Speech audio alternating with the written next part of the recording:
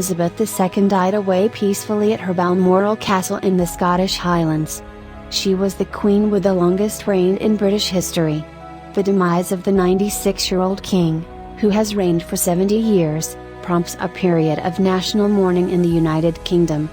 Following centuries of custom, this time of mourning entails a meticulously orchestrated calendar of ceremonies that Buckingham Palace has prepared for decades. As tributes begin to stream in, though, it's evident that the extent of the nation's sadness will be unparalleled. So, what can we anticipate from the time of mourning? The Queen's death is referred to as D-Day, with each successive day being designated D+1, D+2, etc., until the state burial, which is likely to be held at Westminster Abbey on D+10, 10 days after her passing. However, as the death of Her Majesty was announced at 6:31 p.m. on Thursday, September 8, Friday, September 9 will be deemed D+0. D+0, pre-recorded earlier in the day, the King delivered a televised speech to the country and the Commonwealth. I speak to you today with feelings of profound sorrow.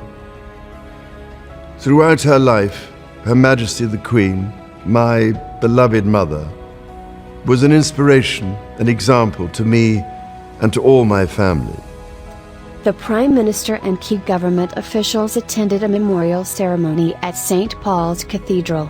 The death of Her Majesty the Queen is a huge shock to the nation and to the world.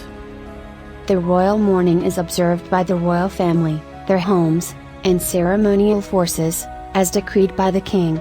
The government is anticipated to declare the day of the funeral a national day of sorrow and a public holiday. D+1, Charles became king the minute his mother passed away, although it is assumed that he will officially assume the position on D+1, when the Accession Council gathers at St. James's Palace. Members of the Privy Council are called to the historic site located across the street from Buckingham Palace. The Lord Mayor and Aldermen of London, as well as High Commissioners from Commonwealth nations, are invited. After the formal pronouncement of the Queen's death and proclamation of Charles as King, he will recite a statement and swear to protect the Church of Scotland. Rideau Hall determines how the proclamation for Canada is presented to the Governor-General in Canada. D+2, it is anticipated that proclamations will be made simultaneously in Edinburgh, Cardiff, and Belfast at noon. The Queen's coffin will be transported by hearse from Balmoral to the Palace of Holyrood House in Edinburgh, where it will remain until the next day. D+3, a procession is planned to go up Edinburgh's Royal Mile to St. Giles Cathedral. There will likely be a motion of sympathy at Westminster. In the following days, the King will visit Scotland, Wales, and Northern Ireland as part of Operation Springtide. D+4, it is anticipated that the Queen's casket would be flown to London and laid to rest at Buckingham Palace. London will host a rehearsal for the ceremonial procession. D+5, this will be the first major ceremony in London, when the Queen's coffin is carried from Buckingham Palace to Westminster Hall on a gun carriage for her laying in state.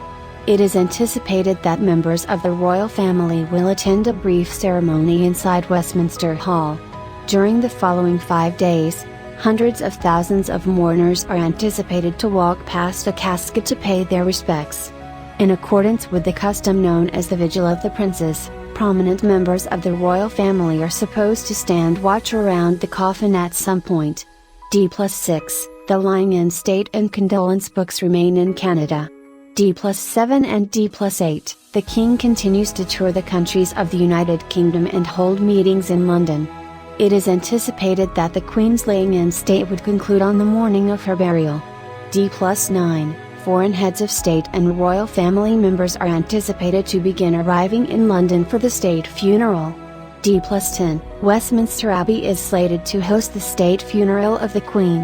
Her casket is likely to be conveyed from Westminster Hall to Westminster Abbey on a gun carriage drawn by naval ratings, with members of her family following after on foot.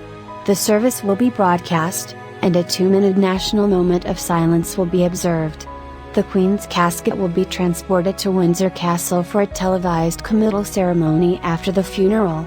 Her last resting place will be the King George VI Memorial Chapel in St. George's Chapel, Windsor. Attending a private funeral ceremony will be senior members of the royal family.